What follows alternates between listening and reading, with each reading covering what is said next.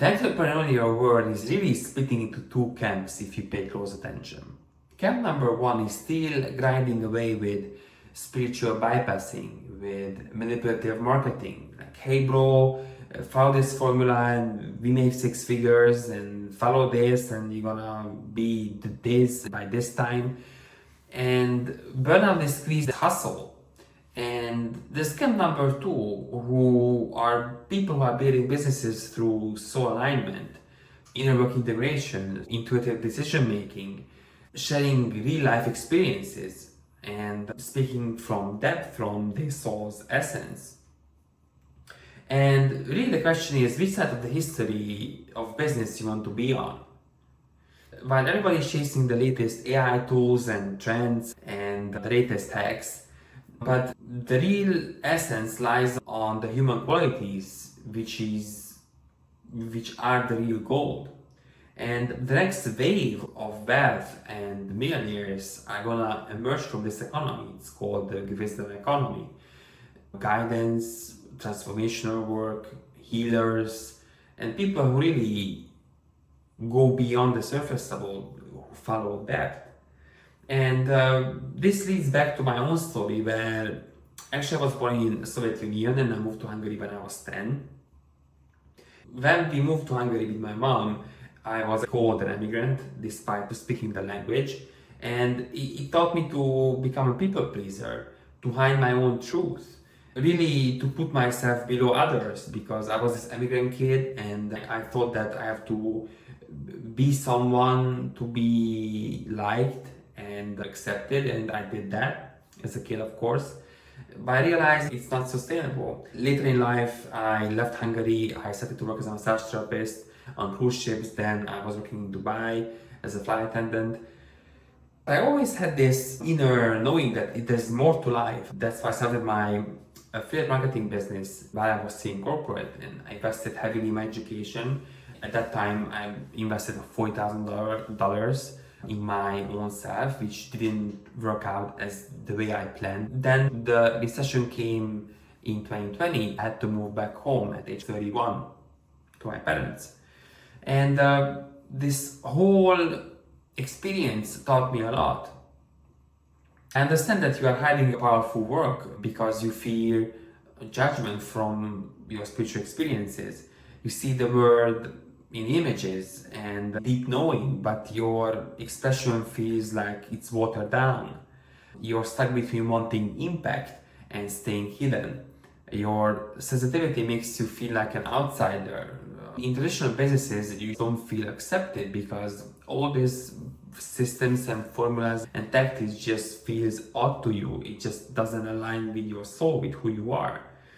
The corporate brainwash has made you believe that you need to be perfect before you can be visible. Maybe you already started your own business and you are doing okay, but still you crave for depth and you crave for more insights beyond the surface level. That's how the shift is actually happening, where CEOs of big companies are going on spiritual retreats. They are going to ayahuasca retreats. I'm not really a fan of those ayahuasca because I believe that you don't have to have a substance in order to look within. Fasting is a much better option. I recommend you try out fasting and see how it works for you. Even the self-help is just watered down. It feels shallow. It doesn't have any depth anymore.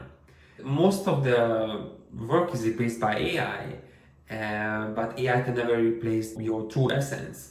So what AI can never replace is creating a real deep soul connection, guiding from intuition, holding space for transformation, and seeing beyond the surface level, which truly matters. Every rejection you have faced is preparing you for something bigger.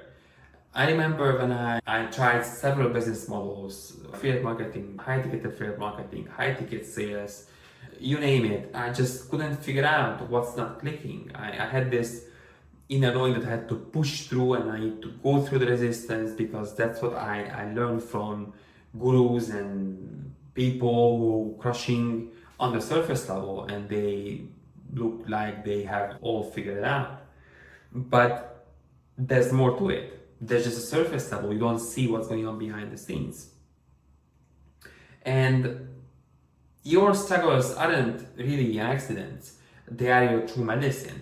And who better to guide transformation than someone who is walked through that fire? I lost family members. I went completely zero on my savings, and I was in debt. The very experiences you are afraid of, actually, what others are seeking and desperately need. So this whole idea of guidance is emerging, to being a guide, to be able to open spaces and hold spaces for others, and just really listen and ask questions and just listen to other people. Just the other day, we went to see some furniture with my wife, and the sales rep or the sales clerk, she was keep talking, and it really annoyed me. Obviously, we live in Japan and I don't speak Japanese. That's the culture here to explain. But even if you don't speak the language, it just really felt too much. Like, why you have to keep talking? Like, I just ask my needs and then I answer, and then you can help me out. So that's what guidance is about. It's about listening and opening the space. And you might be asking, okay, but what's the difference between coaching? All these industries, they all work until this point. However, they just give you frameworks and formulas to follow. That is behind the surface level. That's what guidance is leading towards. Really holding that safe space, because if you're in a safe space, you can open. Just imagine if you talk with your close friend, or you know that you can trust someone and you talk to them, you can open up because you feel in a safe space. That's what guidance does. Maybe you feel that selling is manipulative. I need to sell, I need to force people to do something, but it's actually not. It's actually inviting people, marketing, how to market yourself as a guide, or how to express yourself. It's all comes from within. It's not something you have to force. You just share your deepest insights, you see what's going on, and you share your viewpoints with the world.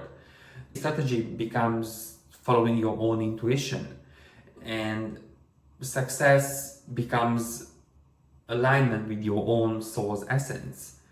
And really, the medicine is your complexity. You don't need to fit in one box. You can try out different techniques, modalities. Maybe you did some Kundalini yoga a few years ago. I'm heavily on fasting, which opens up different doorways to your soul. Despite everything I just said, the main thing is that it's a deep feeling that you know that you are led by your soul and not by your mind, right? The mind loves to take over, chit chat, and try to convince you that you have to be logical and you have to follow the principles. Personally, love systems. However, intuition never lies. It just never lies. And this sensitivity is actually yours. The question isn't whether this shift is happening. It is happening already, because people are craving more depth. And as I said, really, the real question is which side of history you want to be on. Stay the surface level, proven framework, or follow intuition, follow inner integration, follow inner depth. If this resonates, you are not alone. You are part of a movement which is emerging to offer people guidance and a safe space where they can just open. And your journey is to share what's within. Take that first step to share what's going on within and share your wisdom, share transformation. The world doesn't need any other cookie cutter business strategy of following this formula, following that formula. It just needs your medicine.